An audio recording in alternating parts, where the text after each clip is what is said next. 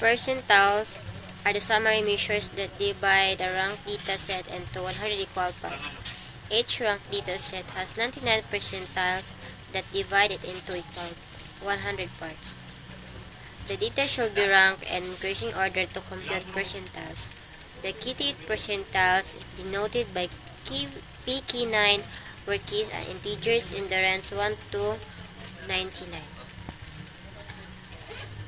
Percentiles, the value of the kth percentile, denoted by pk, is pk the value of the kn over 100. Each term in ranked dataset, where k denote the number of the percentiles and n represent the sample size. Example, the following data give the price earning ratios of 12 companies: 16, 38, 20, 20, 18, 34, 7, 58, 31, 19, 22. So this is the ungrouped data. Find the value of the 62 percentiles. Give a brief interpretation of the 62 percentile. So solutions. First, we rank the given data in increasing order. So gi-arrange na to siya to smallest to highest. Lowest to highest. Lower to highest. So 7, 16, 18, 18, 19, 20, 20, 22, 31, 34, 38, 8. The position of the 62 percentiles is kn over 100 equals 62 times 12 over 100 equals 7.44 term. So, good afternoon everyone. Before I start my topic, let me introduce myself first. So, by the way, I am Religion P. Ibardi.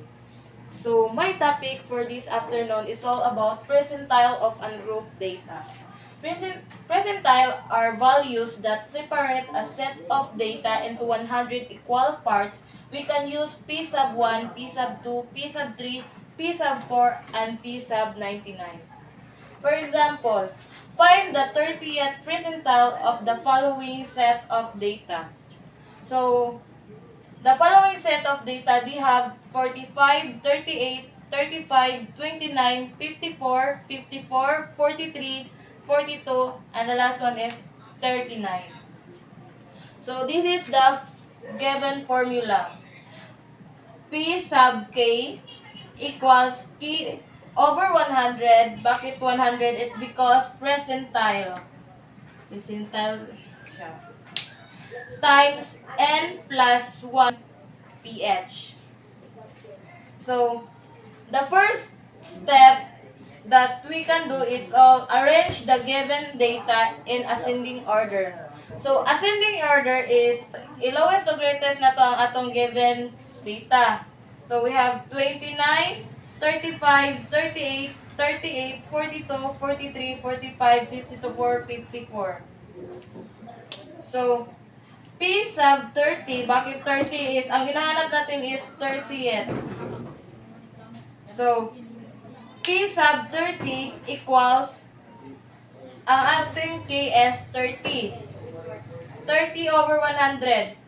N equals given element. So, 1, 2, 3, 4, 5, 6, 7, 8, 9. So, ang ating N ay 9. 9 plus 1 pH.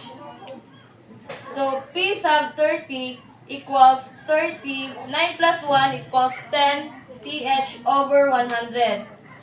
P sub 30 equals 30 times 10 equals 300 pH over 100. P sub 30 equals 300 divided by 100 equals 3. Ang pH, pinalitan natin ng third because 3. So, P sub 30 equals 38.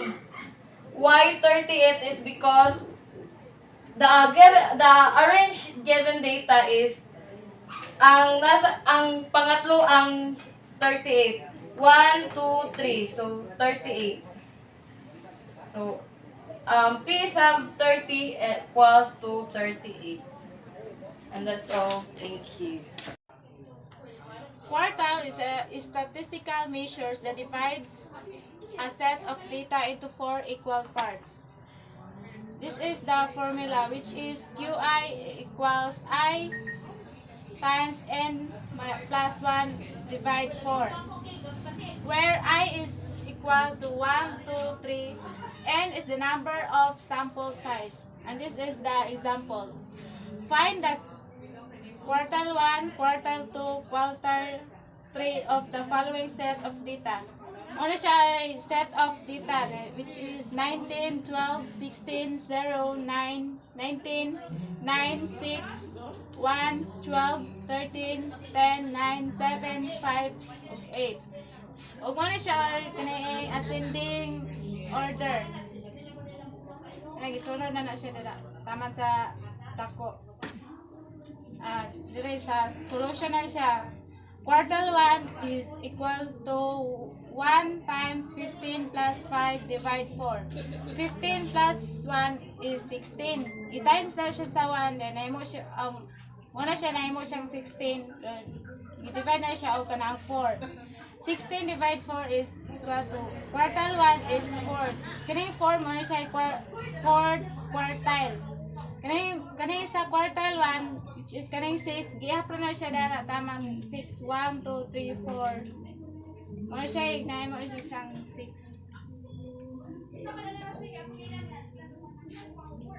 And the next is the quartile 2 solution. 2 times 15 plus 1 divide 4. 15 plus 1 is 16 times 2. Muna siya nahimo siyang 32 divide 4. And quartile 2 equals 8, or the 8 quartile. Siya quartile 2 is equals 10.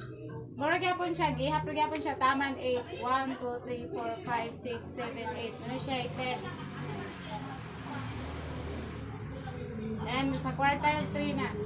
Quartile 3 is equals 3 times 15 plus 1 divide 4. 15 plus 1 is 16 times 3 is, nemo siya, muna siya 48 divide 4. Which is quartile 3 equals the 12 or the 12 quartile. Quartile 3 is 14. Siya 14. Mura gyapon siya, ipon na gyapon siya taman 14. 1, 2, 3, 4, 5, 6, 7, 8, 9, 10, 11, 12, 13. 12. Mura siya, 14. Muna siya, quartile 3 is equal to 14. There you go. So this is the example of quartiles of group data. So mo ni ang example sa score of grade 10 students in math quiz. Sa group data natay interval, dili para sa group data nga wala. Sa group data natay given nga row score, mo ni nga row score. Then sa dire sa quartile of group data ang interval niya kay tag 5, 21 to 25 o 21 to 23 to 25. So tag 5 na siya di tanan. Then how frequent the score occurred, meaning pila nakakuha na nga score. Example, there is a frequency nakuha niya nga 21, nakakuha sa score nga 21 to 25 na duha na kuha. Sa 26 to 39 na siyam. Sa 31 to 35 na 13. Sa 36 to 40 na 11. Sa 41 to 45 na 10. Sa 46 to 50 na 5.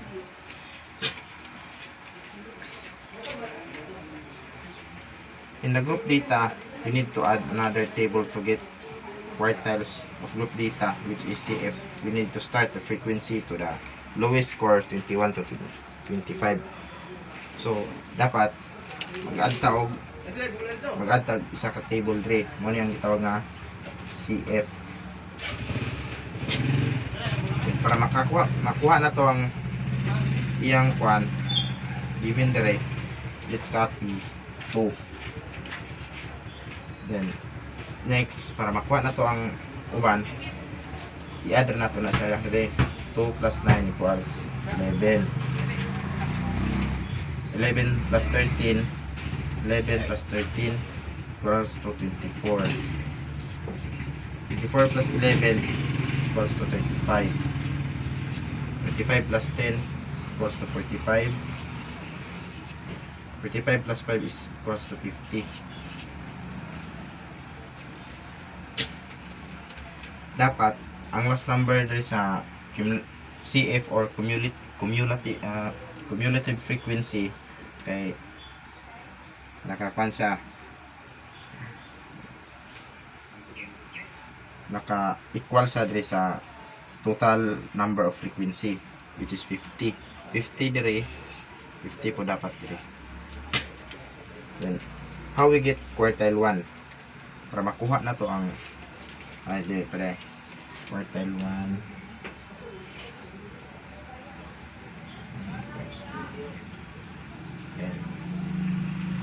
N plus N over 4 CN.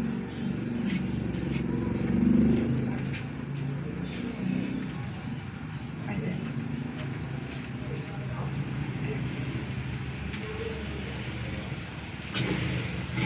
so ang first step na to rin kay kini atong first step. So ang N copy N over 4 equals ang N na to 50 over 4. So 50 divided by 4 equals to 12.5. 12.5 ang atong N. Then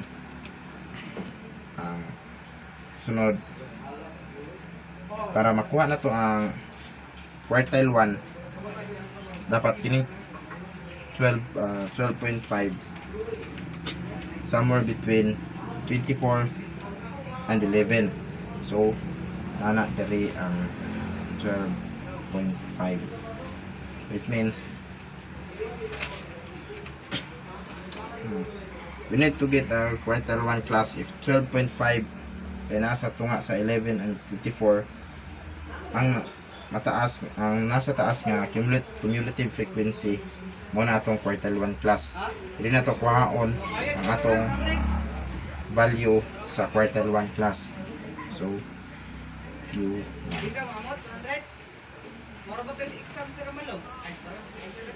quartile 1 class. Nasa dendre ang 12.5. Kung ano ang atong kuhaan nga value.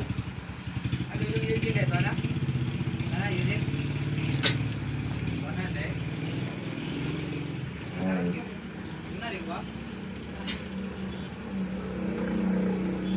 to get the lower boundary, we need to get the lower score of quartile 1 class.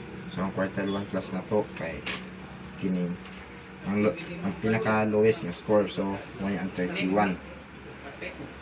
Lower boundary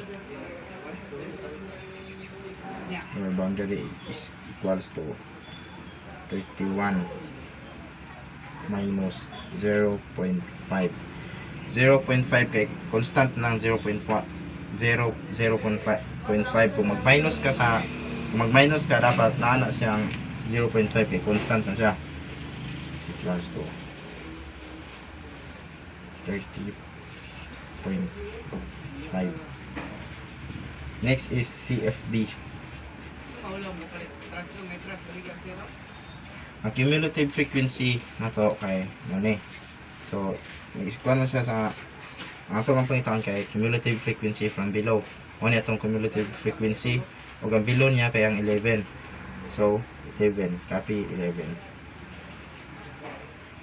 Next is interval. And sa akong ingon ngayon na nata interval nga 5. Okay. Dari ta magbase sa interval 21 to 25, 26 to 30, 31 to 35 and so on. So 5 ang atong interval. Next is frequency. Mo man yung atong value. So dire po ta magkuha og frequency. Ang frequency dire kay 13. So kabi ang 13.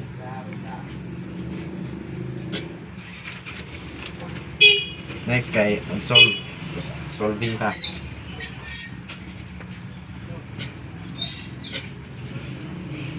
Na, nabuha.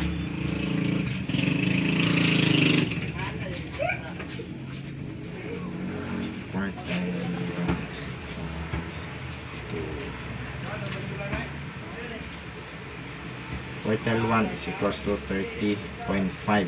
Kay mao atong lower boundary. Lower boundary na to 30.5. Ini. Next plus 12.5. 12.5 siya. Kay mao man ang atong n over 4. Mao na siya. Minus 11 kaya ang CFB na to 11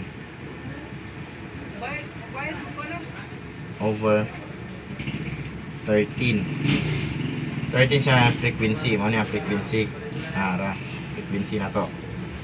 Then ang interval kay 5 ay batong interval. Then ang first step na to ay may solve kay kini siya may first step na i-solve. So equals to copy the 30.5 plus 12.5 minus 11 is equals to 1.5 over 13 and 5. So copy na today 30.5 plus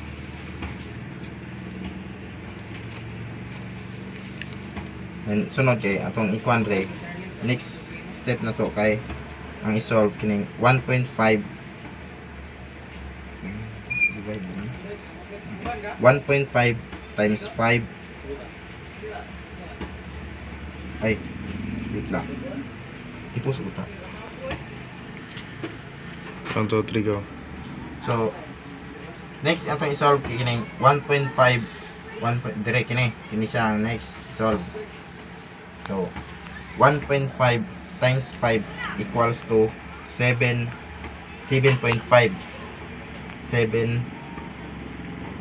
equals 7.5 divided by 7.5 divided by 13 is equals to 13 is equals to 0.58.